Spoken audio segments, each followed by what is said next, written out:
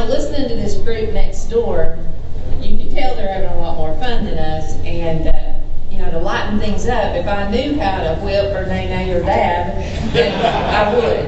But I took my daughter and a couple of her friends to Texas A&M, Mississippi State basketball game the other night, and they were all talking about the dab and Cam Newton and all of this, and I said, and I showed them what I thought a dab was, and gave them the best laugh they've had in a long time. So I won't be doing any dabbing. Like they said, I work for the Price Support Division in Washington, D.C., but I kind of have the best of both worlds. I get to stay in Texas. So I just travel back and forth and work remotely right now. I did start in the county office and then went into the state office as an automation coordinator and then as a program specialist for Peanuts.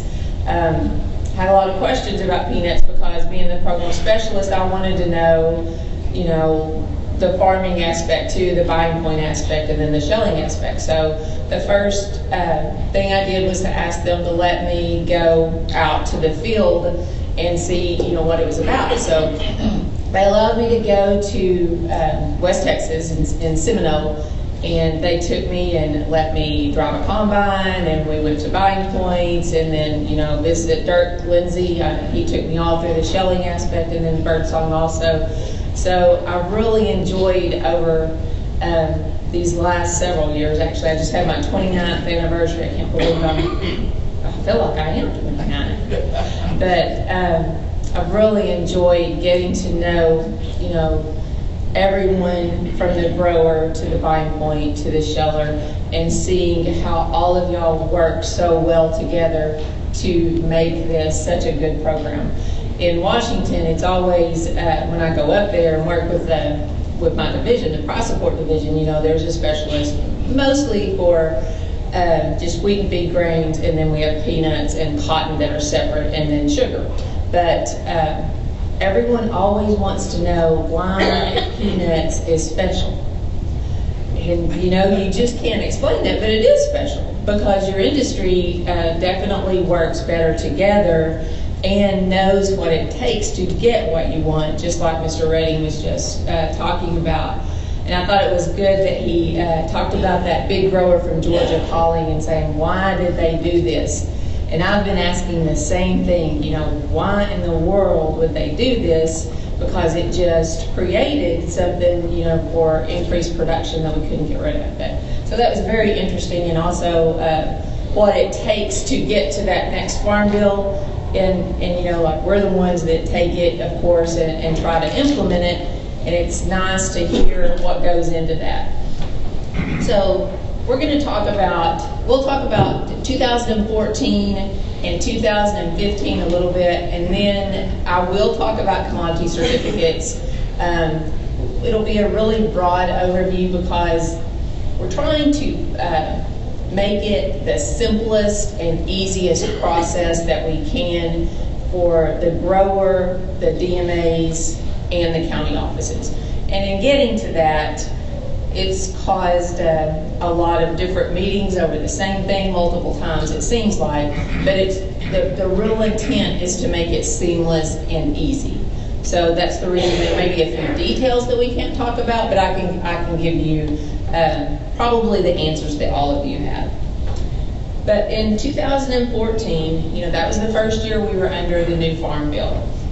They added a payment limitation of $125,000 for peanuts, and that's a combined limitation with your ARC PLC payments for peanuts specifically, and your market loan gains for peanuts. And again, that's another place where peanuts is special because we do have that separate limitation for only the peanuts that are added together.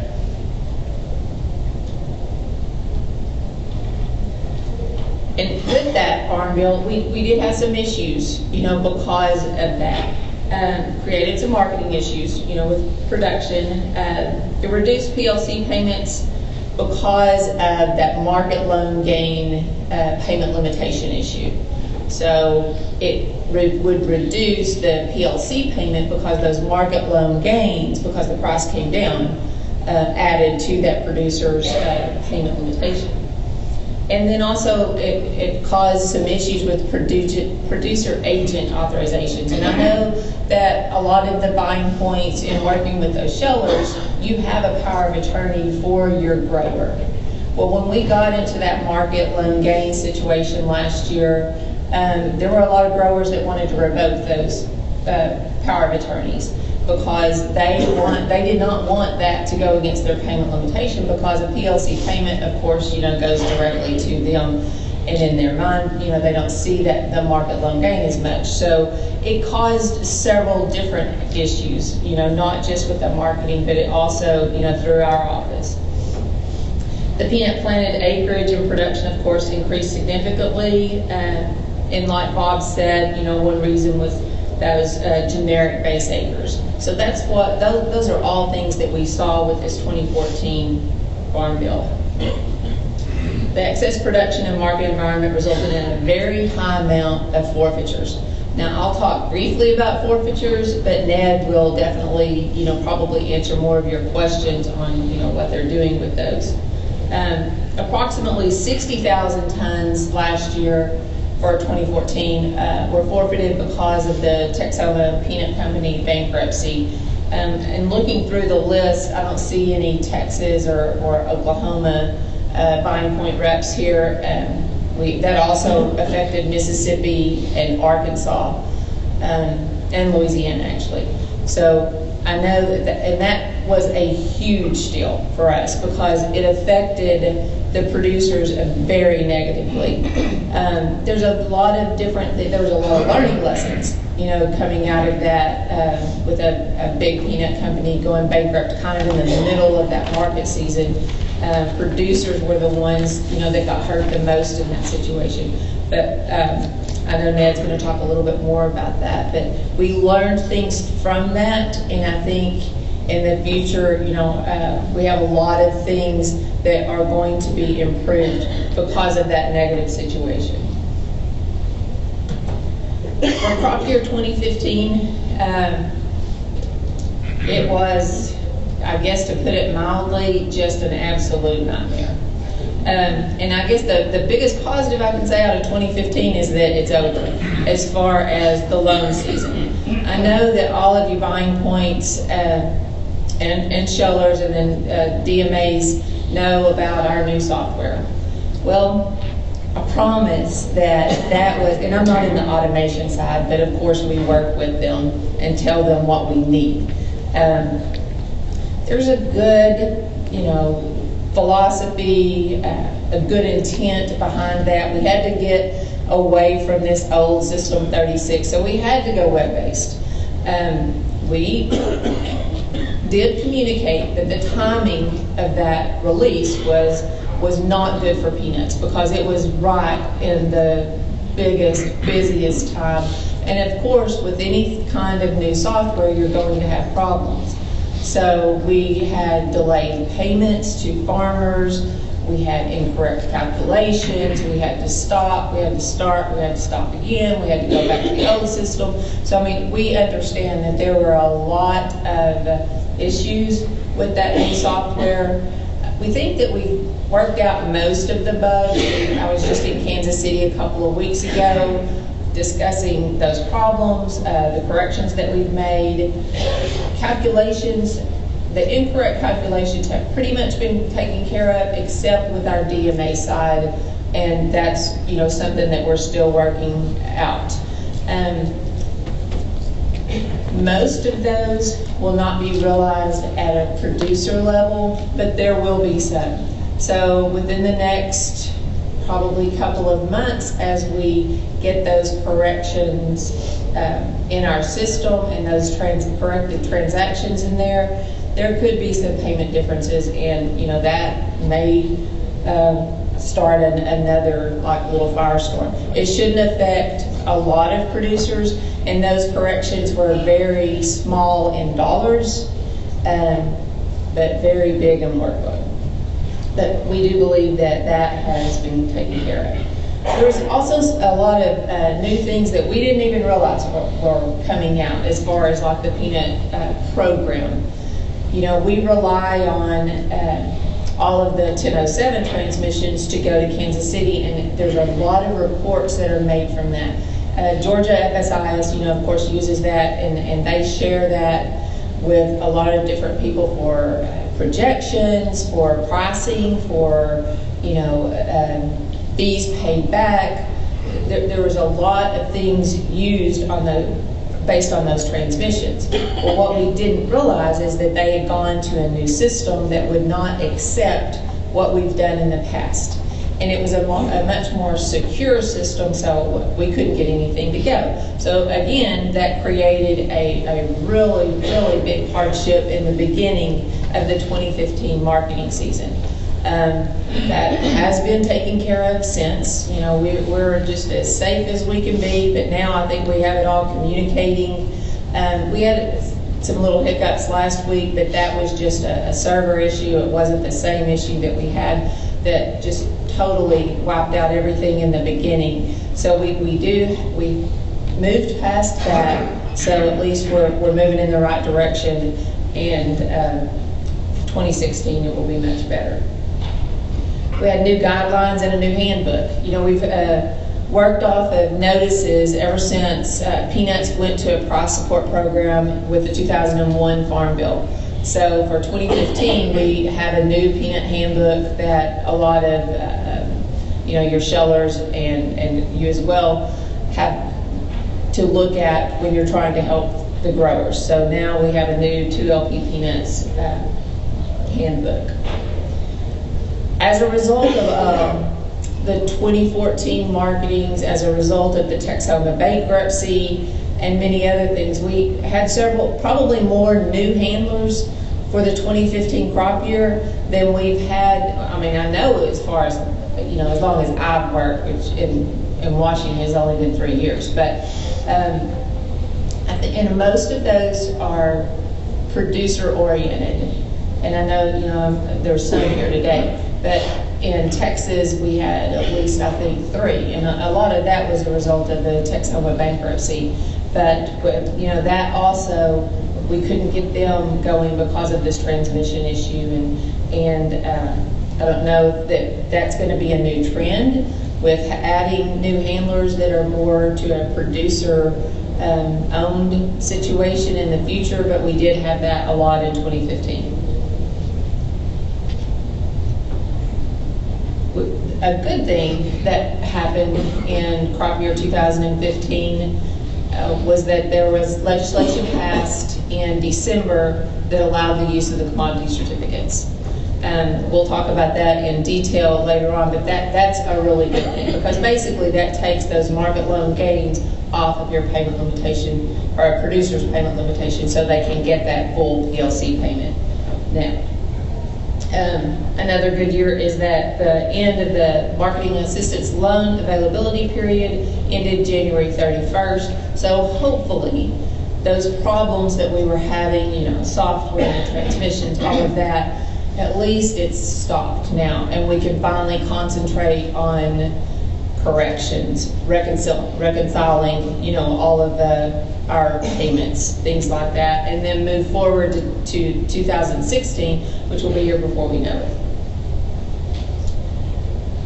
Transmission failures, again, have been significantly reduced, and the corrections now are occurring quickly. So now we can receive that data timely.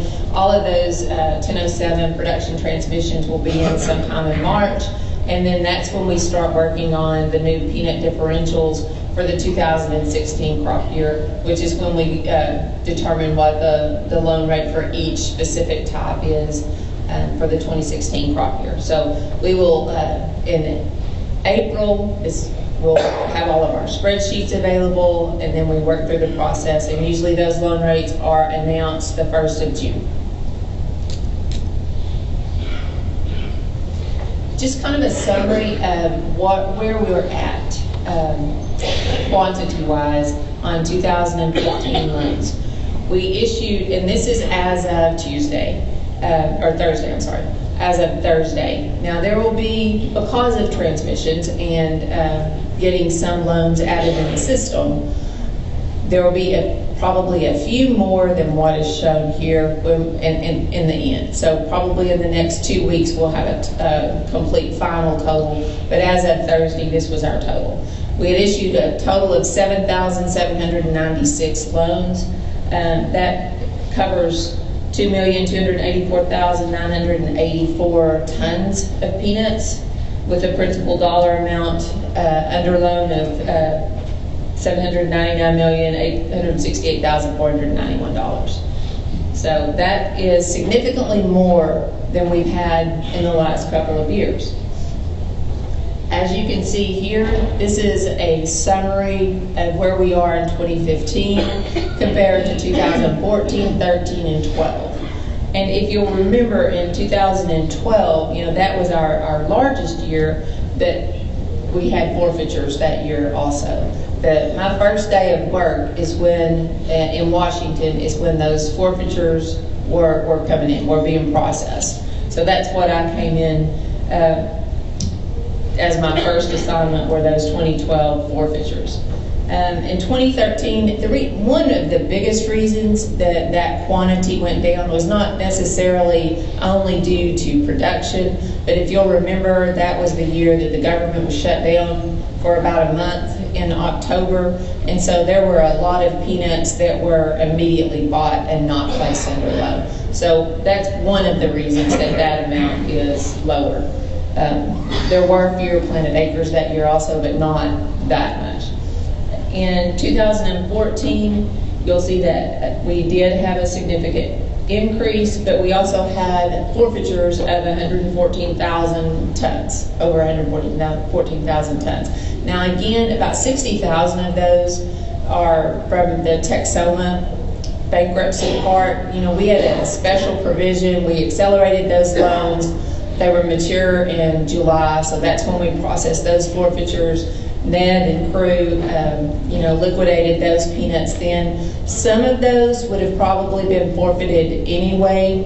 Some of those, probably all of the ones in Oklahoma, and I can't remember, that's probably about 20,000 tons, I think. Those would not have been forfeited. So in that total amount of 114,000 tons, it wouldn't have been that high without the Texoma bankruptcy, but we still would have had a significant number of forfeitures just because of the overproduction. And then again, Ned will talk about how he's selling all of those peanuts. 2016 and moving forward, the planted acreage possibly increasing again. That's anticipating that it's going to. There's a lot of people that's already talking about storage issues. Where are they going to store all these peanuts as that they're rotting? For peanuts, we have very little farm storage right now. That may be a possibility in the future. I don't know. That's probably different things that producers will want to look at. Forfeitures, of course, if production is continuing to go up and,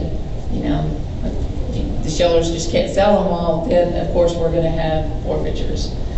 We won't have payment limitation issues on market loan gains now because of the commodity certificate provision that they added in December. So that's a positive. That's a big positive. Okay, the big question. Will FSA software be better in 2016? It has to be. It can't be worse. So, that has to be a positive.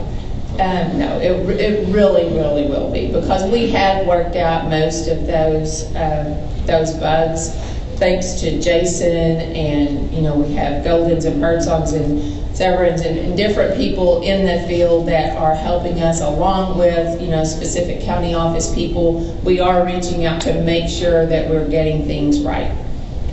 And the team in Kansas City, they definitely are working hard to move to a much better system. And I feel, anytime you have a year under your belt with a new software, it's going to be better the next year. So you can anticipate not nearly as many delays. One thing thing I wanted to mention, and I'm not the specialist for our FSFL program, the Farm Storage Facility Loan Program, but I do want your producers to know about it, especially with the storage issues. We do have a good FSFL program.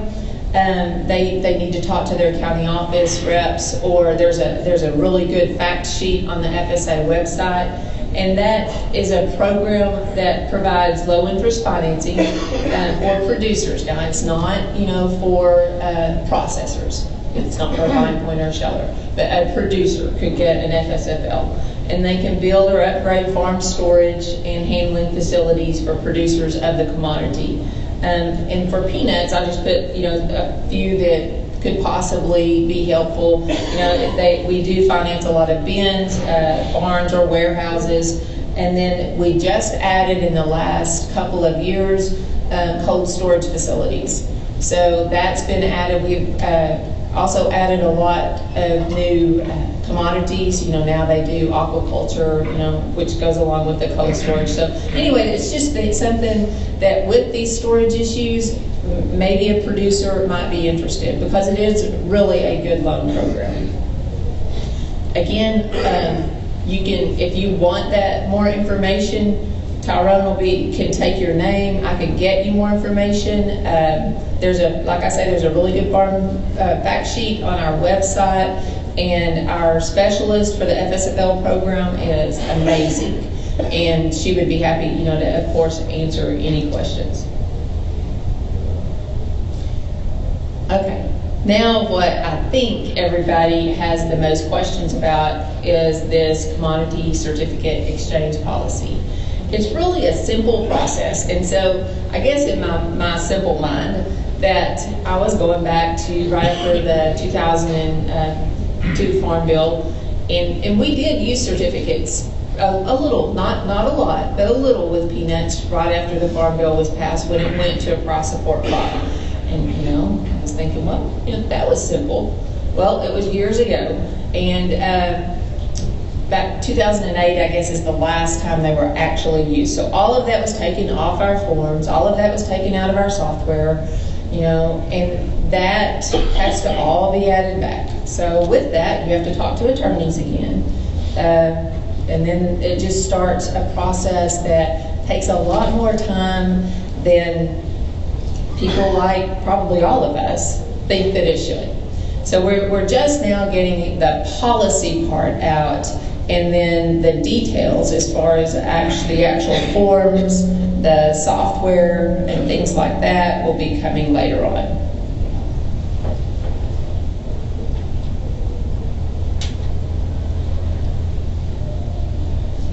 Mr. Redding already talked about the act that authorized the commodity certificate process. Basically, there's going to be two different parts of this. The open commodity loans, which means the loans that have already been taken out, but they're still open, they've not been repaid, and they have not matured yet. And then our turnaround loans, like that's not going to happen on peanuts for 2015 because our loan availability program is already passed, our loan availability date has already passed, but and so we'll talk about those two different processes. What authorized this was Section 740 of the Consolidated Military Construction and Veterans Affairs and Related Agencies Appropriations Act. And it amended Section 166 of the Federal Agriculture Improvement and Reform Act of 1996.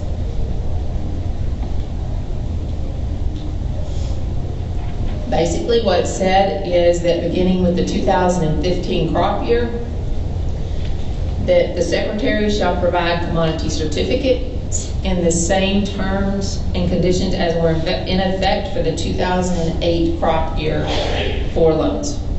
So again, that sounds like, okay, we've already done it, so it's simple. Well, as we go through this, I think you'll see that there's a lot of things that are tied to that maybe doesn't make it as simple.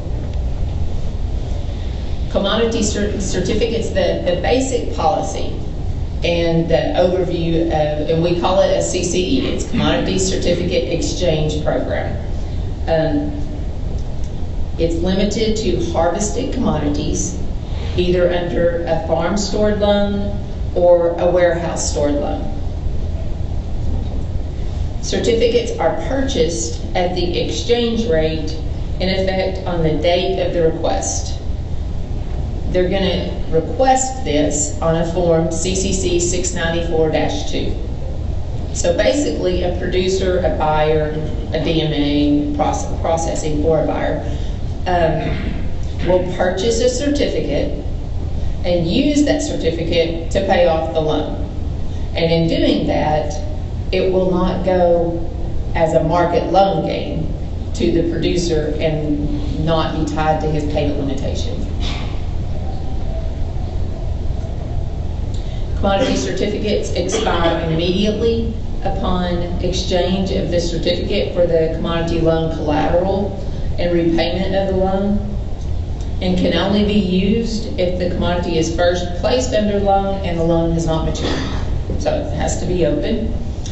It cannot be used if the loan is in violation or open after maturity, so it's already, the maturity date's already passed, or if it's been locked in using a form 697. You know, there, a lot of times, you know, after that Tuesday rate is announced, your buyers are wanting, they want to lock in that rate in case it goes back up. They don't want all the peanuts that week, but they want to lock in the rate so they can use that lower rate for weeks to come. Well, on lock-ins, the commodity certificate will not be able to be used. Now, is there anyone from Florida in here? Okay. We have 8 loans in Levy County, Florida that were processed back under that market loan gain, and those are retroactive. Even if those were locked in, which some of those were, those will be eligible for this retroactive process. Those are the only ones in the nation that were able to use that lower rate. So those are the only ones that would apply to this retroactive, and we'll talk about that. Now, in moving forward, let's say that next Tuesday, EPAS decides, okay, it's time for our two-week reduction. So they lower that price, or however they, I want to clarify, I don't have anything to do with the NPB at all. But if they announce in it, let's say it's reduced to $100 a ton, okay, you know, all of the shellers decide with their contractor producers, they want to lock in those rates, but they don't want to buy all those peanuts. So if they lock those in and they decide to use that lock-in, you know, to keep that lower rate, then you cannot use a commodity certificate. Now, a lock-in is only applicable for 60 days. So if that lock-in expires in 60 days and then another rate is announced that results in a gain, then you can use a commodity certificate. It's just while that lock-in is still valid.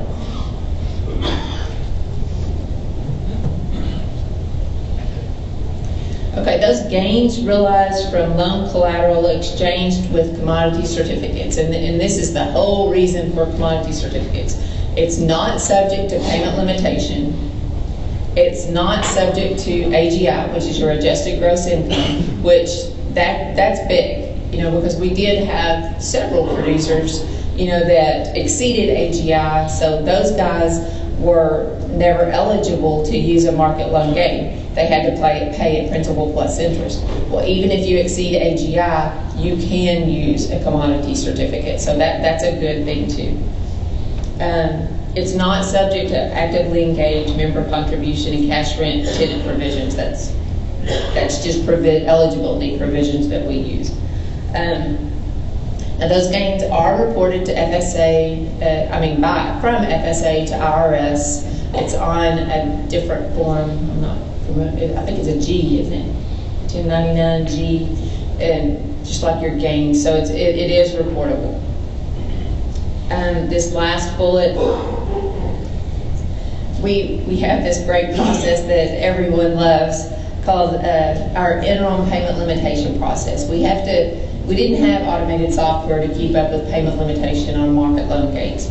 So it's basically an Excel process, but even though it's not going to apply to a producer's payment limitation when we use commodity certificates, we still have to monitor those benefits and track those benefits. And that's for reporting, like for the next farm bill, that we have to clarify and classify all of those payments and break them down. So that's the only reason we have to continue tracking those benefits.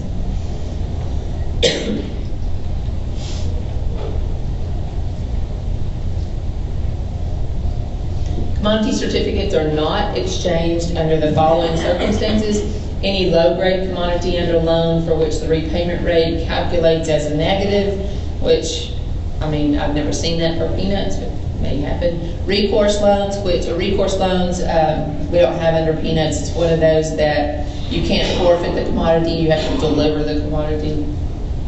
And then collateral under ELS and seed cotton loans.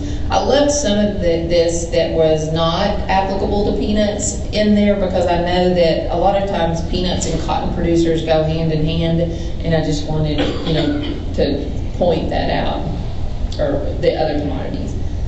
Commodity certificates are not exchanged also in the following circumstances: CCC owned inventory, which means inventory that we've already taken possession of. When the exchange rate exceeds the applicable loan rate. So in other words, if a market loan gain is not even in effect, like right now, then a commodity certificate exchange is not applicable. So you wouldn't use it. There would be no benefiting. To get this, an eligible producer must submit a signed 694-2 to the county office or the DMA, either on the day of exchange or for previously earned 2015 crop year MLGs, which the Floridas, we're going to have them sign a 694-2 that's retroactive, and that will be on 1. Of course, our future notices will announce the specific instructions for our county offices and our DMA. I think yesterday, right before I got on the plane, that we are finally to the end of agreeing what that process is going to be. And I'm really happy with it, unless it changes before I get back on Tuesday, because I really feel like it's very simple. And believe it or not, I think not just in words this time, I think that we actually are going to comply with the Paper Reduction Act for the first time. And then also producers must have an outstanding non-recourse commodity loan, again, not past maturity. You must immediately exchange that commodity certificate for the loan collateral. You must meet MAL eligibility requirements and retain beneficial interest for turnaround loans. What a turnaround loan is, and it's going to be defined in a second, but basically what that is you come in to get a loan that day, but you want to repay it that day also. We've really never used that for peanuts, even back when we did commodity certificates. Cotton guys are the main ones that use that because they get a day of storage credit. And for peanuts, it's, we don't have that, and there's really not a lot of benefit other than, I guess loading charges would go to the sheller, but you have to pay those right back, in the same day. So I don't see a benefit. So really, even though turnaround loans are available and would apply to peanuts if you wanted to do that, I don't see a lot of that being used. They also must request this by the final loan availability date. Your eligible crops, CCEs may be applied to all non-recourse MAO crops except ELS and seed cotton. So in other words, peanuts, definitely eligible. Sugar loans are commodity loans and not MALs. Those basically go to the processor, not the producer.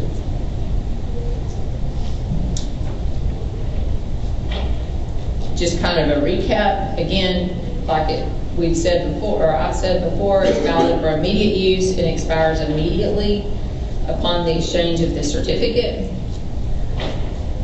If a 694-2 is not submitted for those previously earned 2015 crop year MLG repayments in Florida, then like if we don't get those 694-2s, it's going to stay the way it is. It's going to be considered a market loan gain, not a commodity loan gain, and it will apply to the payment limitation. So it's important for those guys, if they have a pay limit issue, to get this form signed. If they went through the DMA, they can go to the DMA office. If they went to the through the county, then go to the county office. Any gain earned will be a market loan gain unless subject to AGI and payment limitation, unless a 694-2 is submitted.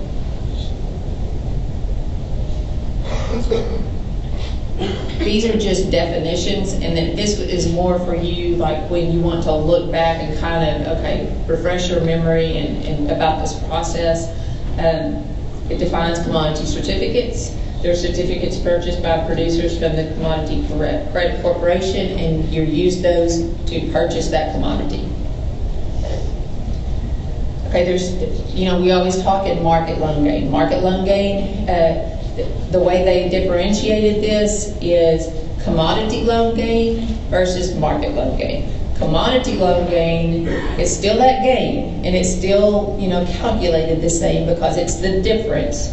It's the difference between the loan principal amount and the value of a commodity certificate based on the applicable AWP, which for cotton, NPP, which that's what we use for peanuts, and then PCP is for your wheat and feed grains, used to exchange the loan collateral, and the gain is not subject to either AGI provisions or payment limitation. So the producers that are using, the producers and buyers that are using the commodity certificate exchange process, their gains will be considered commodity loan gains. The producers or buyers that decide to use, that they don't need to go commodity certificate exchange, and it may be on a small producer that it doesn't matter about pay limit, they don't want to take the time to go fill out the form, whatever it may be. Those are still considered market loan gains. Market loan gains do apply to payment limitation. They also you have to comply with the AGI provisions. So that's the only difference. Your exchange rate is defined as the rate in effect on the date of the request to purchase the commodity certificate. So it's that specific date. And that's the NPP for peanuts. The turnaround loan that we discussed is defined here. Again, I really don't see that happening for peanuts, even in 2016.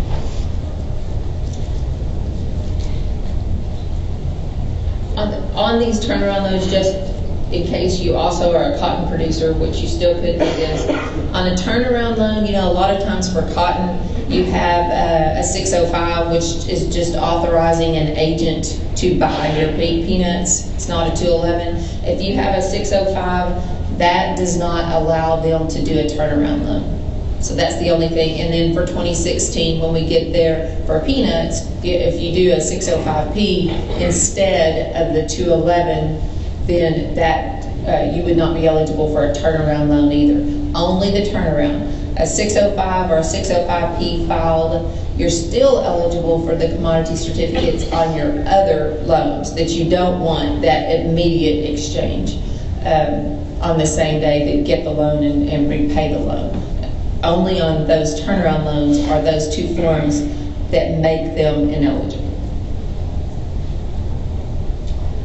Our first phase, of course, we don't have software. It's going to be basically a manual type phase, so that form is a manual form. That 694-2, that is a negotiable document. It's the acknowledgement of the commodity certificate purchased by the producer and will be the instrument used to authorize that purchase. A separate 694-2 must be prepared for each commodity. So you're going to have one for peanuts, you'll have one for cotton, you'll have one for corn. So it is separate. The purpose and use, again, those are negotiable documents. and they can never leave the county office or the DMA. They cannot be copied and they cannot be faxed. So if you are a producer and decide, okay, I'm gonna call the county office and I want them to fax me this form so I can just sign it so I won't have to go, which normally we can do for most of our forms. This is one that we cannot do that with.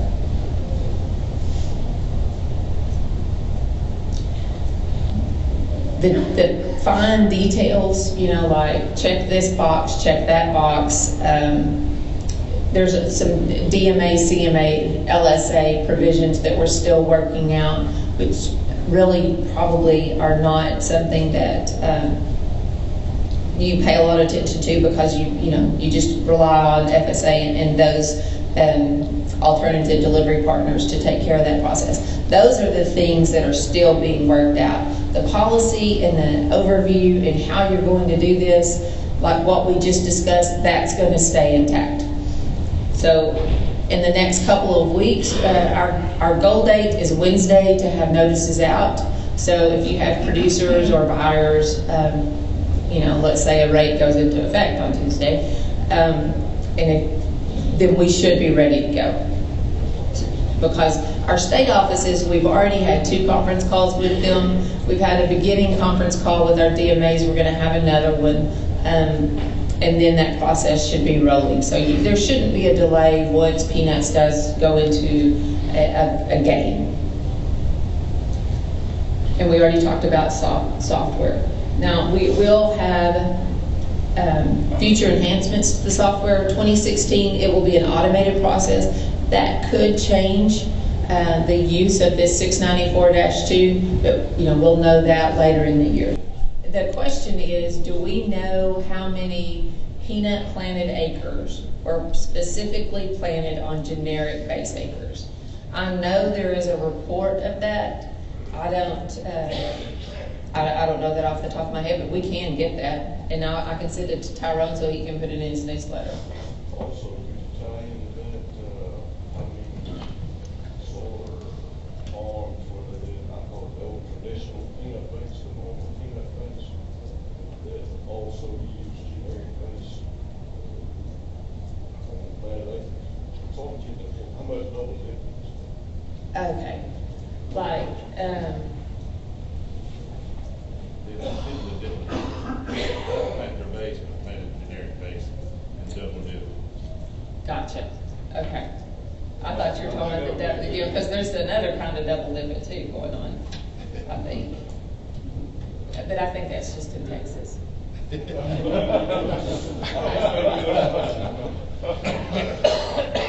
Okay. Yeah. Uh-huh. For clarification, the exchange rate is exactly the same as the repayment rate. There's no premium or discount in this transaction on peanuts. Is that correct? Right, but there's already a premium and discount in your repayment rate. Like a repayment rate considers your premiums and discounts. Well, let me say it another way. If the total repayment of the loan is $3,000 and I buy a generic certificate, when I exchange that generic certificate to repay the loan, I'm not going to gain another $10 or lose another $10. Is that correct? Right, just like we did last year, like when you came in and we had that $100 reduction, like it was not $355, it was $255. Okay, when you come in, we use that MPP to put it in our system, and we consider that a market price repayment. Well, in doing that, it does consider your premiums and discounts in calculating the repayment rate. I understand that. So it will be the same. Yeah, in some publications talking about generic certificates in years past, that sometimes the buyer will pick up a little premium about using the generic certificate, but that is not the case.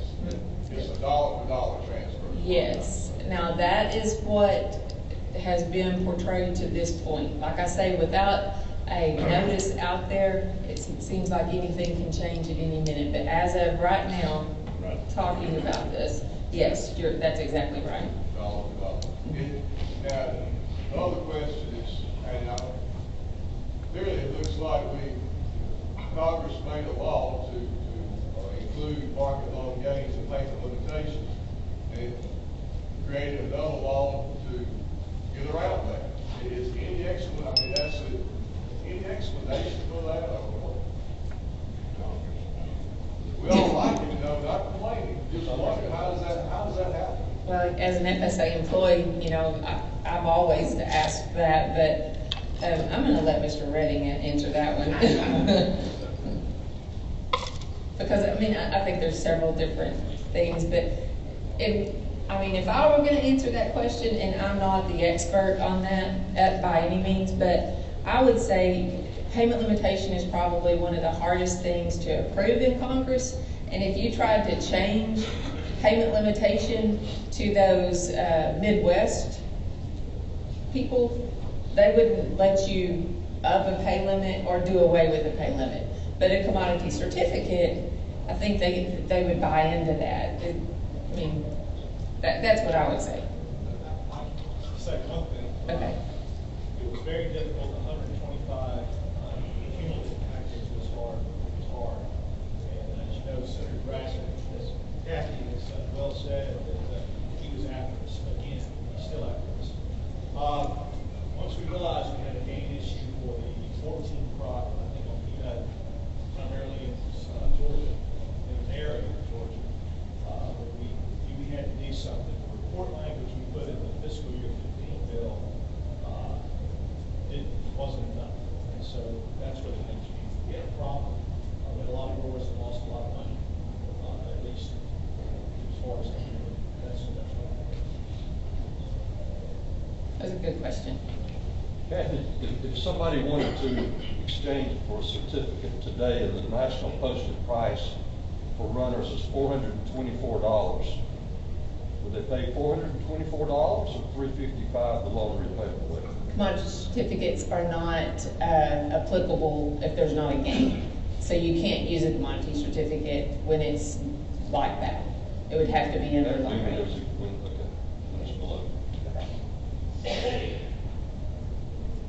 Are there any other questions? Even if it's not commodity certificate, if y'all have, if you have an issue with FSA that seems like it's always an issue, you'd really like to see changed other than, that's something that would have to go through Congress, we couldn't do anything like that. But, if you see something that we can improve, just let me know, and we'll see, I could at least ask. They can always say no, but we can try, and we want to try to improve things, to make things work better, quicker, simpler. I have one small question. Yeah. On the bond point reimbursements for drying, seed, and all that, does the local FSA office generate that report, or is it a standard form that y'all? Because with the new system, it changed. Yes. So where I normally, let's say, Trip Powell here, if he's a grower of mine, he takes a warehouse receipt, he owes me $10,000, drying $5,000 of seed. I get a check with a report saying Trip Powell $15,000. This year, I dealt with issues where I would just get a check for $100,000. Right. And nothing relating to anybody. It could be 10, 15 growers, I don't know. Right. And it was a headache. It was a headache for me at my equipment bond point. It was a very big headache at the port bond point. Where basically everyone at the FSA office said, look, I got 2 years, so I'm out of here. You figure it out. That's what is there any way we can somehow generate a report that at least tells me who will be in payment? Right, and you have to have that. Yeah. And do you know that I didn't even realize that that's what was happening until probably 2 weeks ago. Okay. And, which I'm not the one that can change it, but at least we brought it to their, because, computer programmers don't know that, they have no idea what really needs, they're only doing what they're told, and accounting told them, we need an amount each day or each month. And, they forgot a really big part of that. So, and that is being worked on. Okay. Yes, you did. I don't know how y'all ever reconciled without that. got to move on. Oh, I'm so sorry. Thank you. Give her a hand. Moving on quickly, our next speaker is